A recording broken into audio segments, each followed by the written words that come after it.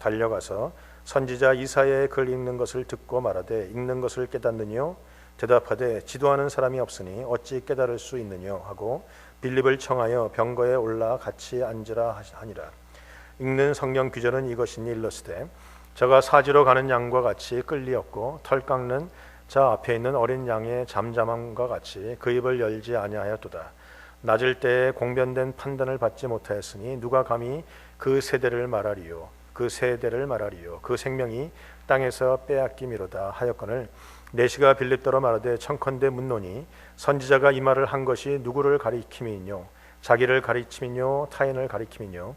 빌립이 입을 열어 이 글을 시작하여 예수를 가리쳐 복음을 전하니 길 가다가 물 있는 곳에 이르므로 내시가 말하되 보라 물이 있으니 내가 세례를 받음에 무슨 거리낌이 있느뇨? 이에 명하여 병거를 머물고 빌립과 내시가 둘 다 물에 내려서 빌립이 세례를 주고 둘이 물에서 올라갈새 주의 영이 빌립을 이끌어 간지라. 내시는 혼연히 길을 가므로 그를 다시 보지 못하니라. 빌립은 아소도에 나타나 여러 성을 지나다니며 복음을 전하고 가이사라에 이르니라. 아멘.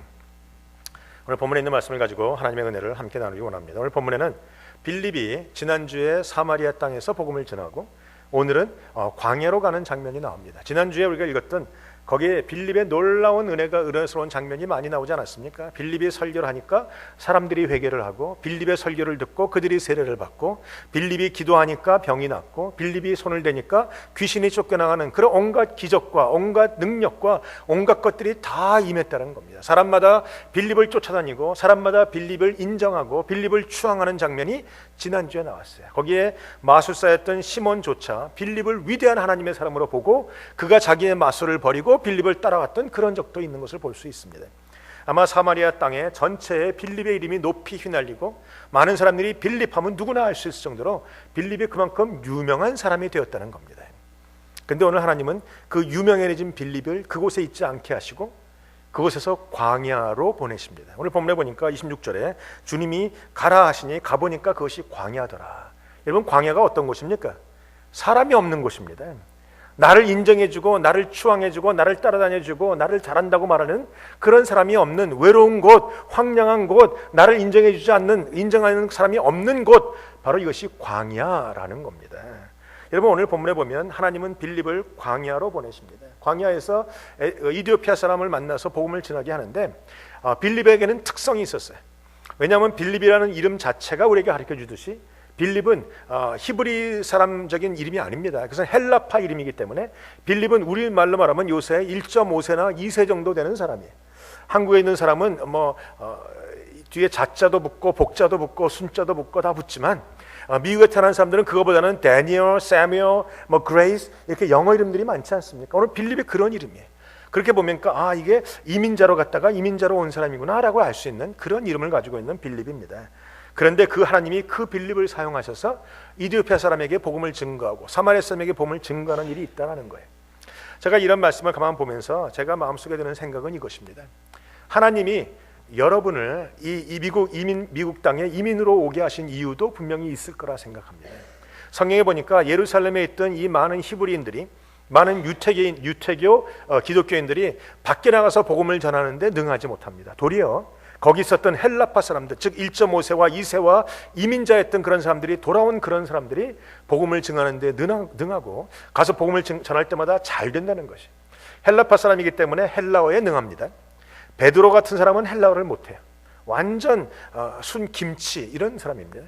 근데 빌립이나 바울은 헬라어에 능하기 때문에 가는 곳곳마다 지금이 영어를 하면 어디 가나 통하듯이 헬라어로 복음을 전하는 데는 그런 사람들이 능하다는 겁니다. 여러분, 그들이 이민 간 것은 자기의 뜻이 아니었을지도 모릅니다.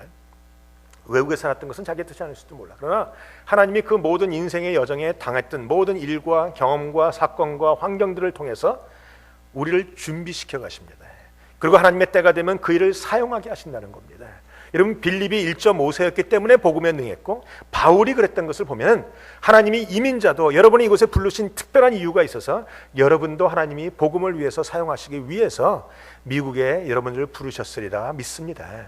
여러분, 나는 미국에 잘 살러 왔어요 목사님, 그런 생각하지 마세요. 지금 잘 살려면 한국이 낫습니다.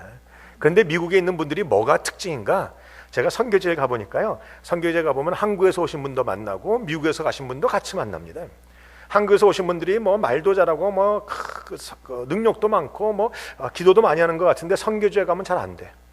그들은요, 이 사람 만나면 영어 공포증이 있어서 영어가 잘 안 되고 말을 잘 못하. 근데 미국에서 가신 이민자들은요, 영어를 잘하든지 못하든지 가면 무조건 무대뽀적인 생각이 있어요. 만나면 무조건 올라부터 시작해서 그 다음에 아는 단어는 하나도 없습니다. 안달래 정도 끝나는데 그냥 좌우지간 만나면 웃으면서 얘기하고, 이건 다문화권이라는 거예요. 다문화권. 그래서 여러분이, 제가 그것을 보면서 분명히 깨달은 것은, 이민자에게는 목적이 있다. 하나님의 목적이 있다는 것을 압니다. 여러분, 하나님의 목적이 중요합니다. 여러분이 이곳에 오시게 한 것은 하나님의 뜻입니다. 여러분이 이곳에서 그저 잘 먹고 잘 살라는 것이 아니라 이곳에서 복음을 가지고 배우고 이제 복음을 들고 나가라는 것이에요. 저는 꿈이 하나 있어요. 우리 교회에 나이가 많이 드신 분들, 젊으신 분도 마찬가지지만, 젊은 사람은 그래도 자녀를 키우는 것 때문에 시간이 좀 필요하고, 그러나 나이가 드신 분들, 은퇴하신 분들, 집을 정리하고 가정을 정리하고 사업체를 정리하시고 이곳에 계실 거라고 생각하지 마십시오. 하나님 앞에, 주님, 내가 다 정리하고 나서 나라에서 주는 돈 받고 그냥 이곳에서 나머지 생명 보낼 것이 아니라, 주님, 내가 외국에 나가서 선교지에서 복음을 증거하다가, 예수를 증거하다가 내가 거기서 죽게 하여 주시옵소서. 여러분, 그런 마음이 있어야 될 것 같아요. 우리 어르신들은 이쪽에 있는데 아멘 소리는 저쪽에서 나오겠습니다. 지금 브라질에 있었던 그 동양 선교교회 그 도우미 사모님이 저희 교회 와서 그런 얘기를 했어요. 제가 시카고에 있을 때 오셨는데 뭐 교인들도 많고 막 복음을 잘 증거하다가, 여러분 제 말을 잘 들으십시오. 침대에서 죽을 생각하지 마시고 길에서 객사하십시다 그랬어요. 제가 그 얘기를 듣고 마음이 철렁했죠. 와, 저런 사람 또 저런 얘기하고 나가면 이거 뒷수하는데 얼마나 힘든가.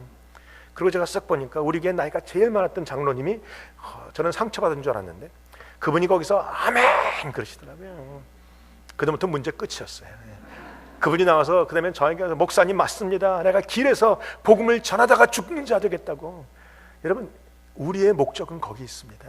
여러분이 지금 살면서 어떤 일을 당하는지 몰라요. 어떤 일은 좋은 일일 것이고, 어떤 일은 나쁜 일일 것이고, 어떤 일은 기쁜 일, 어떤 일은 슬픈 일, 어떤 일은 고통, 어떤 일은 고난, 어떤 일은 아픔, 그런 많은 일들을 당하지만 어느가 하나 쓸모없는 일이 없다라는 겁니다. 하나님이 우리를 이민 땅에, 미국 땅에 보내서 훈련시켜서 사용하시듯이, 빌립을 사용하시고 바울을 사용하듯이 여러분이 오늘 당하는 이 일도 하나님이 언젠가 사용하시리라 믿습니다.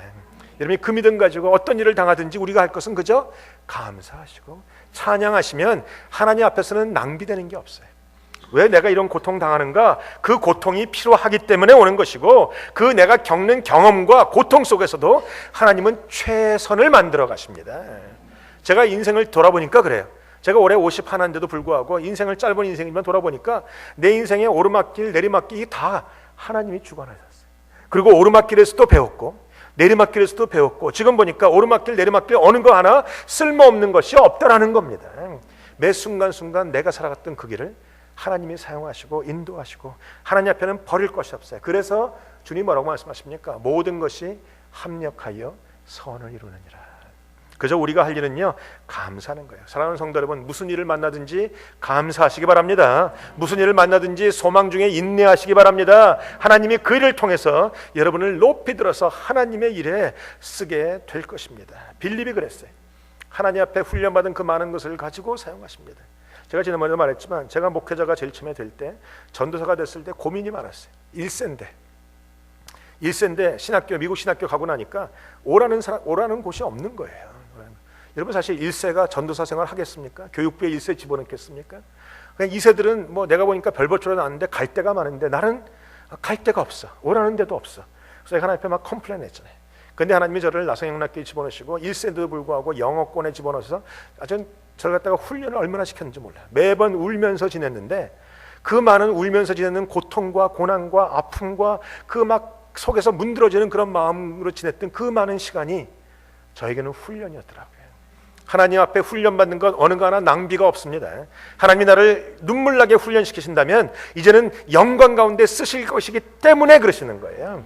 여러분이 지금 어떠한 상황 가운데 들어가든지 하나님이 그거 사용하십니다. 버릴 것이 없습니다. 그저 감사하고 하나님 앞에 찬양하고 나가면 될 것이라는 것이에요.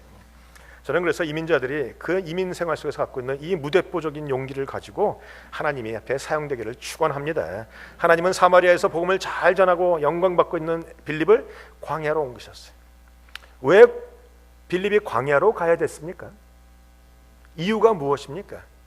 이디오피아 사람 내시를 만나기 위해서입니다. 아니, 하나님이 날